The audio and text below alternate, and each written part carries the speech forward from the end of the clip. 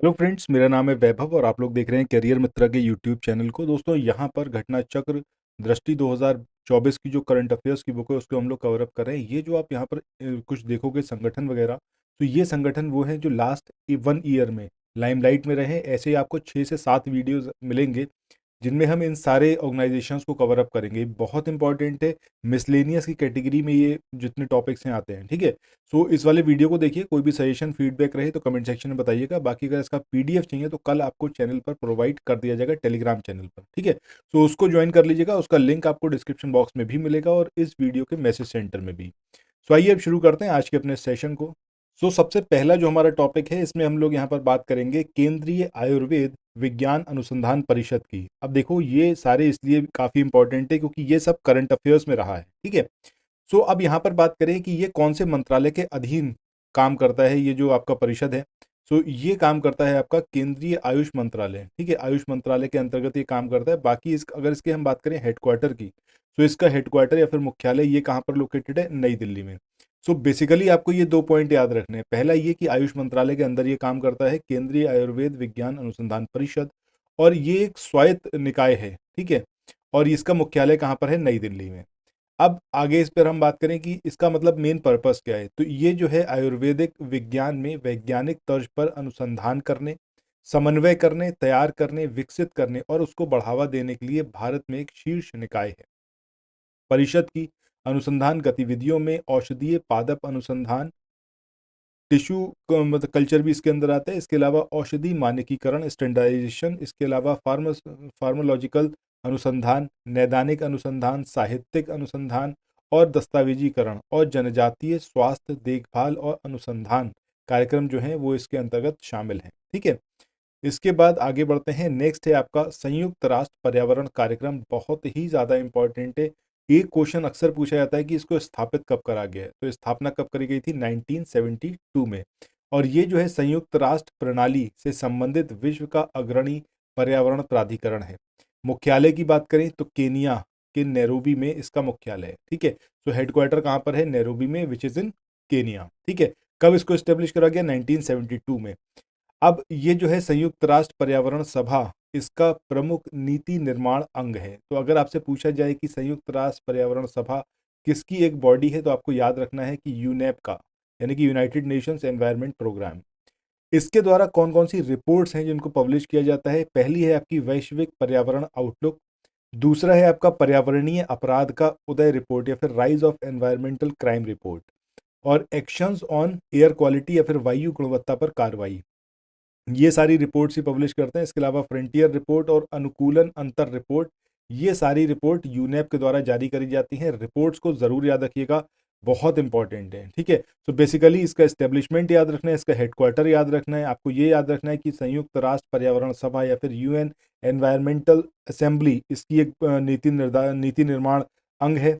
और एक चीज़ आपको यहाँ पर इसकी रिपोर्ट्स के बारे में याद रखनी है कि वैश्विक पर्यावरण आउटलुक, पर्यावरणीय अपराध का उदय रिपोर्ट और वायु गुणवत्ता पर कार्रवाई। इसके अलावा फ्रंटियर रिपोर्ट और अनुकूलन अंतर रिपोर्ट इसके द्वारा जारी की जाती है। इसके बाद आगे बात करते हैं विश्व पशु स्वास्थ्य संगठन WOAH की। तो ये जो है फ्रांस के पेरिस में स्थित एक अंतर सरकारी संगठन है। इसकी स्थापना कब हुई थी? 1924 में। और ये 6 मुख्य मिशनों को पूरा करने के लिए इसको स्थापित किया गया था। पहला है वैश्विक पशु रोगों पर पारदर्शिता सुनिश्चित करना। दूसरा है पशु चिकित्सा, वैज्ञानिकों द्वारा जानकारी एकत्रित करना, विश्लेषण करना, उसको प्रसारित करना। तो बेसिकली यहाँ पर इसका एस्टेब्लिशमेंट ईयर याद रखिएगा। कहाँ पर लोकेटेड है? पेरिस, फ्रांस में। और ये एक इंटर गवर्नमेंटल ऑर्गेनाइजेशन है और 6 इसके मेन मिशन है। ठीक है, मिशन इफ इन केस याद ना भी रहे तो इट्स ओके, मतलब लगभग नहीं पूछा जाएगा, फिर भी एक बार देख लेते हैं। पशु रोगों के प्रबंधन के लिए वैश्विक एकता को बढ़ावा देना, पशुओं और पशु उत्पादों में अंतर्राष्ट्रीय व्यापार के लिए स्वास्थ्य मानकों को प्रकाशित करके विश्व व्यापार की रक्षा करना। इसके अलावा राष्ट्रीय पशु चिकित्सा सेवाओं से संबंधित कानूनी बुनियादी ढांचे का विकास करना एवं जो संसाधन है उनकी क्षमताओं को विकसित करना, उनको बढ़ाना। पशुओं के भोजन के संदर्भ में बेहतर जानकारी और गारंटी प्रदान करना और विज्ञान आधारित दृष्टिकोण के माध्यम से पशु कल्याण को बढ़ावा देना। तो ये सारी चीज़ें हैं। जो इसके अंतर्गत करी जाती हैं, WOAH यानी कि World Organisation of Animal Health, ठीक है। तो विश्व पशु स्वास्थ्य संगठन। इसके बाद आगे बढ़ते हैं, नेक्स्ट ऑर्गेनाइजेशन के बारे में देखते हैं यहाँ पर। और ये जो अगली ऑर्गेनाइजेशन है, इसमें हम बात करेंगे किसकी, साइट्स की। साइट्स क्या है, लुप्त प्राय प्रजातियों के अंतर्राष्ट्रीय व्यापार पर कन्वेंशन, ठीक है। अब सबसे पहली चीज, साइट्स ये कैसा है, एक बहुपक्षीय अंतर्राष्ट्रीय समझौता या फिर संधि है। 1963 में IUCN के जो सदस्य हैं उनके द्वारा इसको अपनाया गया और 1975 में इसको लागू करा गया। तो लागू करने का साल याद रखना है, कब इसको अपनाया गया, ये दोनों ही पॉइंट इसके याद रखने हैं आपको। अब आगे बात करें कि इसका उद्देश्य क्या है साइट्स का। सो इसका उद्देश्य ये सुनिश्चित करना है कि जो जंगली जानवर हैं और जो पौधे हैं, इनके नमूनों में अंतर्राष्ट्रीय व्यापार उस उनके अस्तित्व के लिए खतरा ना हो। मतलब ऐसा किसी तरीके का बिजनेस ना हो जिससे कि जंगली जानवर और जो पौधे हैं उन्हें कोई प्रॉब्लम क्रिएट हो, मतलब उनका अस्तित्व जो है वो खराब ना हो, मतलब खत्म ना हो, ठीक है। और इसके अंतर्गत वर्तमान में जानवरों और पौधों की तकरीबन 37,000 से ज़्यादा प्रजातियां हैं। उनको अलग अलग श्रेणियों में जो परिशिष्ट हैं इसके, उसके अंदर रखकर सुरक्षा प्रदान की जाती है। साइट्स सदस्य देशों पर जो है कानूनी रूप से बाध्यकारी है, यानी कि यहाँ पर लीगली बाइंडिंग है ये साइट्स, ठीक है। हालांकि यह राष्ट्रीय कानूनों का स्थान नहीं लेता है। और बाकी की बात करें तो भारत इसका एक हस्ताक्षर करता है, मतलब इंडिया ने भी इसको साइन करा हुआ है इस ट्रीटी को। कब किया था, 1976 में। सो अभी हमने देखा 1963 में इसको जो है अपनाया गया था, उसके बाद 1975 में लागू किया गया, 1976 में इंडिया ने इस पर साइन करे हैं, ठीक है।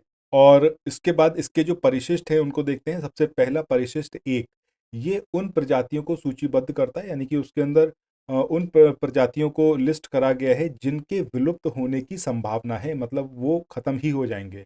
इन प्रजातियों के व्यापार को केवल असाधारण परिस्थितियों में ही अनुमति दी जाती है, अदरवाइज इनका जो है व्यापार, इनका बिजनेस नहीं किया जा सकता।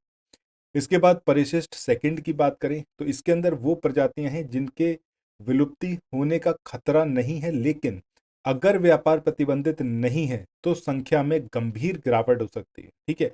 मतलब ये विलुप्त होने की कगार पर नहीं है, लेकिन अगर इनका ट्रेड होता चला गया तो इनकी जो संख्या है उसमें गंभीर रूप से गिरावट होगी। प्रजातियों का व्यापार पूर्व अनुमति से हो सकता है, मतलब अगर पहले परमिशन ली गई है तब इसको जो है ट्रेड करा जा सकता है। इसके बाद परिशिष्ट थर्ड की बात करें तो इसमें वे प्रजातियां आती हैं जो कम से कम एक ऐसे देश में संरक्षित हों जो एक साइट्स सदस्य देश हो, तथा जिसने उस प्रजाति के अंतर्राष्ट्रीय व्यापार को नियंत्रित करने हेतु सहायता मांगी हो। तो इस तरीके से ये तीन इसके परिशिष्ट हैं, ये भी आपको याद रखें। इसके बाद आगे बढ़ते हैं और नेक्स्ट ऑर्गेनाइजेशन को देखते हैं। और ये ऑर्गेनाइजेशन है आपका एनर्जी एफिशिएंसी सर्विस लिमिटेड, ठीक है। अब ये EESL, ये सब कुछ करंट अफेयर्स में रहा है, इसीलिए मैंने सबको यहाँ पर इंक्लूड करा हुआ ताकि आपको इधर उधर भागना ना पड़े, एक जगह आपको ये सारी चीज़ें मिले, ठीक है। So energy efficiency service limited, इसको भारत सरकार के विद्युत मंत्रालय द्वारा चार प्रतिष्ठित सार्वजनिक क्षेत्र के उपक्रमों, जिसमें NTPC लिमिटेड है, पावर फाइनेंस कॉरपोरेशन लिमिटेड है, REC लिमिटेड है और power grid corporation of India limited है, उसके संयुक्त उद्यम के रूप में आरंभ किया गया है। सो अगर आपसे पूछा जाए कि इसमें से कौन कौन है जो EESL के अंतर्गत है, तो उसमें NTPC लिमिटेड है, पावर फाइनेंस कॉरपोरेशन लिमिटेड है, REC लिमिटेड है और power grid corporation of India limited, ये चार इसके अंदर शामिल हैं। कब इसको जो है रजिस्टर कराया गया, तो 10 दिसंबर 2009 को कंपनी अधिनियम 1956 के तहत इसको पंजीकृत कराया गया।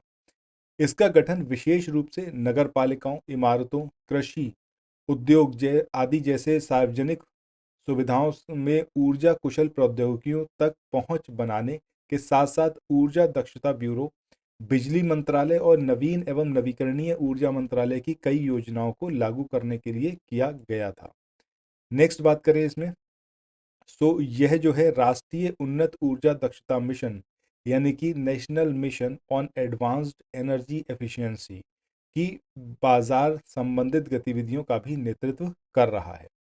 इसके बाद आगे बात करते हैं UAPA की। काफ़ी ये लाइमलाइट में रहा था ये अधिनियम, तो इस अधिनियम को भी यहाँ पर कवर अप करेंगे। यूएपीए जो है आपका 1967 में पारित किया गया एक कानून है, तो आपको ये साल ज़रूर याद रखना है। जिसका उद्देश्य क्या था कि भारत में गैरकानूनी गतिविधियों वाले जो संगठन हैं उनको प्रभावी रूप से जो है बैन किया जाए या फिर उन पर रोकथाम लगाई जाए। गैर कानूनी गतिविधियों से तात्पर्य क्या है? कोई व्यक्ति या फिर कोई संघ है जो कि भारत की क्षेत्रीय अखंडता और संप्रभुता को बाधित करने के उद्देश्य से कोई काम कर रहा है, ठीक है? तो वो सारी किसमें आ जाएंगी? आपकी गैर कानूनी गतिविधियां। ये जो अधिनियम है केंद्र सरकार को पूर्ण शक्ति प्रदान करता है, जिसके माध्यम से यदि केंद्र किसी गतिविधि को गैर कानूनी मानता है तो वह आपराधिक राजपत्र के माध्यम से इसे गैर कानूनी घोषित कर सकता है। मतलब आधिकारिक राजपत्र के द्वारा जो है एक गजट पास करके उसको जो है गैर कानूनी घोषित कर सकता है। इसमें मृत्युदंड और आजीवन कारावास ये सर्वोच्च दंड हैं। इसके बाद यूएपीए की बात करें तो इसके तहत भारतीय और विदेशी दोनों नागरिकों पर आरोप लगाए जा सकते हैं। मतलब सिर्फ इंडियंस के लिए नहीं है, फॉरेनर्स के लिए भी अप्लाई होता है। और ये अपराधियों पर समान रूप से लागू होगा, भले ही अपराध भारत के बाहर किसी विदेशी भूमि पर किया गया हो। नेक्स्ट बात करें यूएपीए के तहत जांच एजेंसियां गिरफ्तारी के बाद अधिकतम 180 दिन मतलब 6 महीने तक बिना मतलब आरोप पत्र दायर कर सकती हैं, ठीक है? अब मतलब बिना आरोप किए आरोप पत्र दायर किए भी 6 महीने तक जेल में रख सकती हैं और अदालत को सूचित करने के बाद इस अवधि को और आगे भी इंक्रीज किया जा सकता है। इसके बाद अगला आपको ये निजता का अधिकार, इसको भी याद रखना है, बेहद ज़रूरी है। ये जो हमारा पार्ट थर्ड है कॉन्स्टिट्यूशन का फंडामेंटल राइट्स का, उसके आर्टिकल 21 इसके तहत जीवन और व्यक्तिगत स्वतंत्रता के अधिकार के एक अनिवार्य अंग के रूप में इसको सुरक्षित किया गया है। आर्टिकल 21 इसके तहत निजता के अधिकार में निम्नलिखित शामिल है, क्या क्या? भौतिक स्वायत्तता का अधिकार, सूचनात्मक गोपनीयता का अधिकार और पसंद की गोपनीयता का अधिकार, ठीक है? तो यहीं पर आज के अपने इस वाले सेशन को एंड कर रहे हैं। ये पहला वीडियो है, ऐसे आपको 6-7 वीडियो मिलेंगे। और पूरा ये जो हमारा चल रहा है इनिशिएटिव, ये आपका उत्तर प्रदेश पीसीएस के लिए है। सो मैं चाहूँगा कि आप लोग जो है इसको ज़रूर फॉलो करते रहें, ठीक है? अच्छा, यहाँ पर हमने ये क्यूसीआई को नहीं कवर अप करा था, सो इसको नेक्स्ट वीडियो में हम लोग कवर अप कर लेंगे, ठीक है? बाकी आप लोग चैनल को सब्सक्राइब करना मत भूलिएगा। इस पीडीएफ को अगर आप चाहते हो तो इसके लिए आपको टेलीग्राम चैनल को ज्वाइन करना है, इसका लिंक डिस्क्रिप्शन बॉक्स में दे रखा है और इस वीडियो के मैसेज सेंटर में भी, ठीक है? सो फिर मिलते हैं नेक्स्ट वीडियो में, बाय बाय।